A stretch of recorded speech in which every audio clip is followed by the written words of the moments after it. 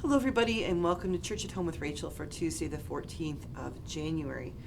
This morning, I'd like to share with you a couple sentences here from a book called Life in Two Worlds by Ted Nolan with Meg Masters.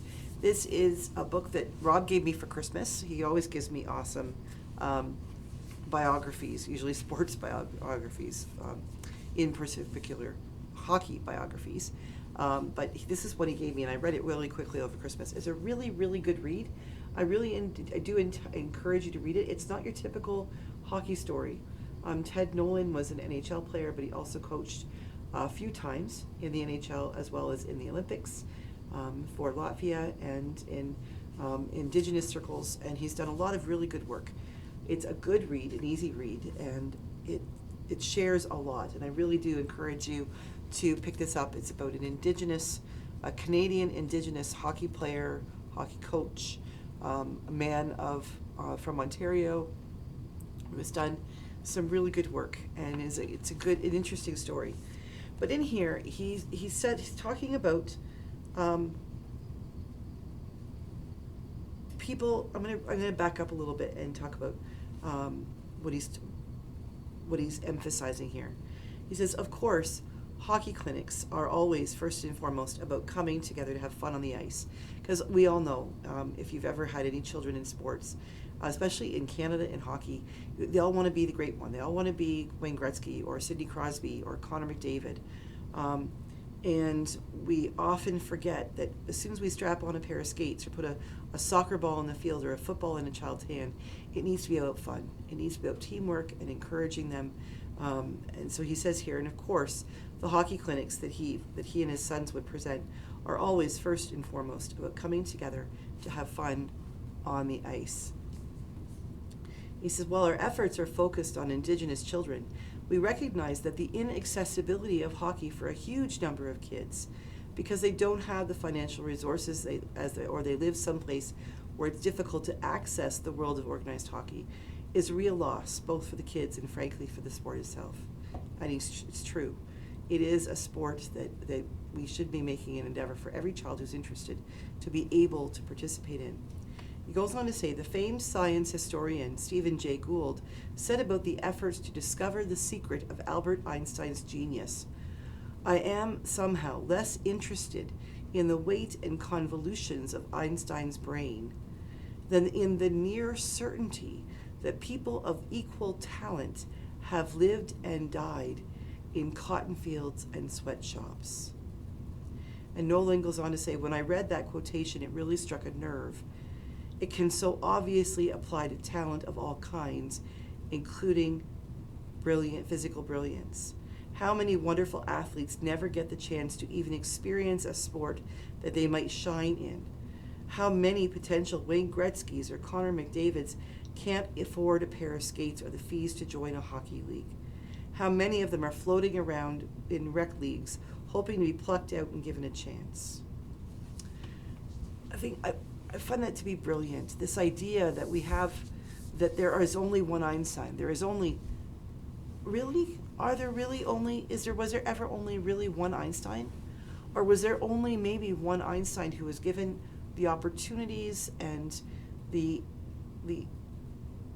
opportunities to allow his brain to work on a bigger stage, to the people and the resources to give him permission and opportunity to do that work and to come up with those ideas.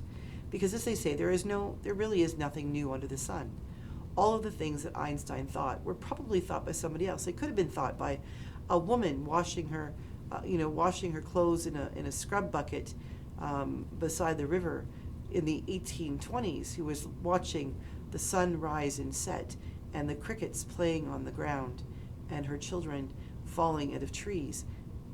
These things are probably he's right. They're not necessarily about only one person is given that brilliance or that gift or that talent, but it's all of the things that come together to do that. And I keep thinking about how many of our children, how many of the people around us are simply lacking the opportunity to be able to share their brilliance, to hone their expertise, to speak of what they know.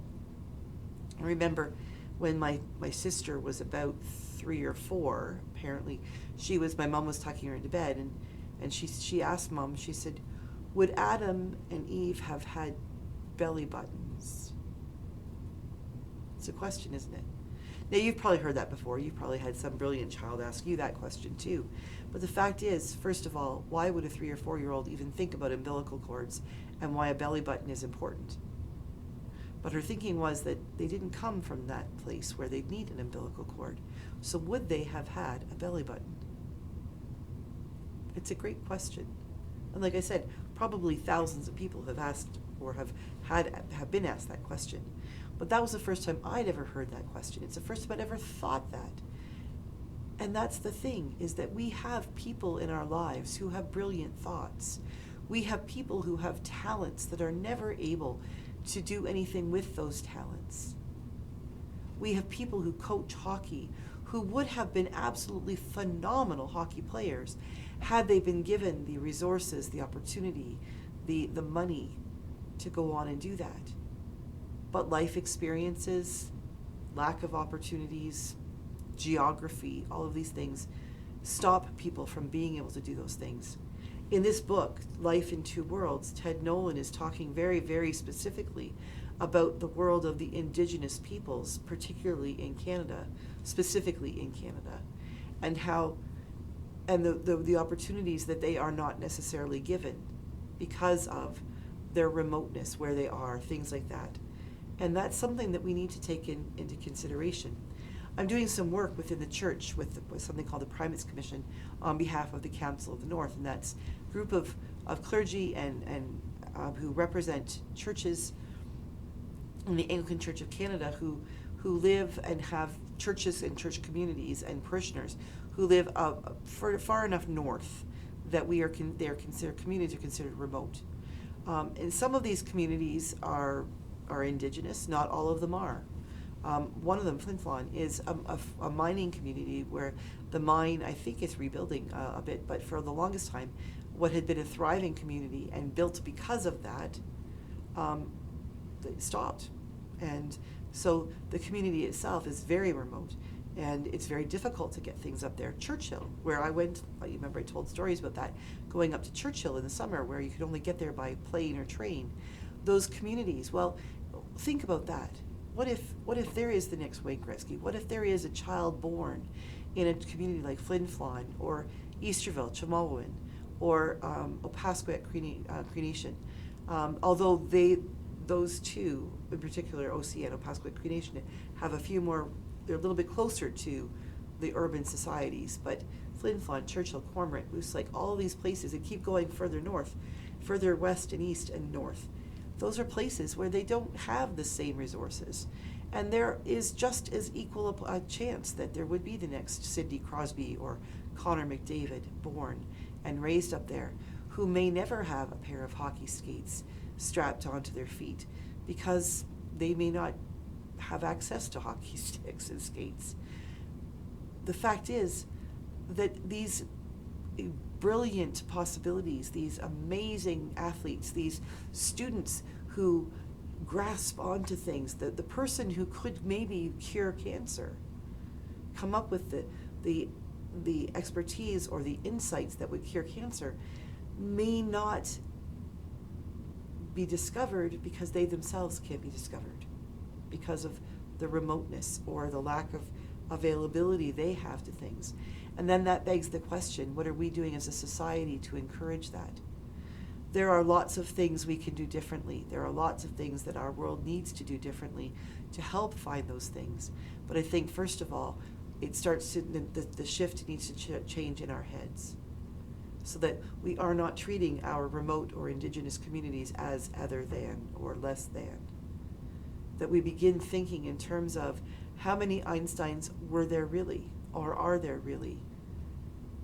And not saying that it's about measuring their brain waves or things like that, but measuring the ways that we make accessible the world to people who are gifted by God in those ways.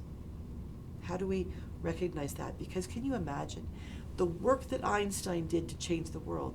Can you imagine if there were 10 Einsteins doing that work in their own way all around the world? Can you imagine how many cures for things there would be if all of the people who had that kind of intellect and ability were given the resources and the opportunities they needed? It wouldn't just be sports. It wouldn't just be the Wayne Gretzky's or Sidney Crosby's or Connor McDavid's of the world. Our whole world would benefit if we could find ways to acknowledge that those gifts are not nearly as few and far between as we currently think. The problem is that we don't go looking and we don't go supporting. So part of that for me is, how do I, in my context, then turn my thoughts and my prayers and my well wishes into actions to assist those people who maybe do have those brilliant thoughts or actions or abilities, who are further away, more remote, or don't have those opportunities?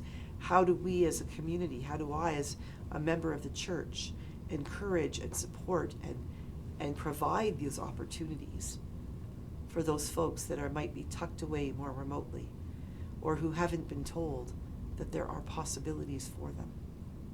We need to encourage, not discourage, and that means we need to think outside the proverbial box about how do we reach out to them, the same way as people like Ted Nolan and other people are doing in sports, to reach out to Indigenous communities, who are reaching out to encourage the arts and STEM, science, technology, math, things, engineering and math, those things, to people who aren't traditionally in the centers that offer those things. How do we widen the net? How do we cast the net wider so that we can support and encourage those people who have already got those gifts but need us to help them find the place and the ability to share those gifts? I will probably talk more in the next couple of days about this book, A Life in Two Worlds, but I really do encourage you to pick it up, or go to your library and ask them to pick it up. It's a good read. It doesn't take much time at all to read it, but it's well written, and it's an interesting and encouraging story. Have a great day, everybody. God bless you, and I will see you again tomorrow for Church at Home with Rachel.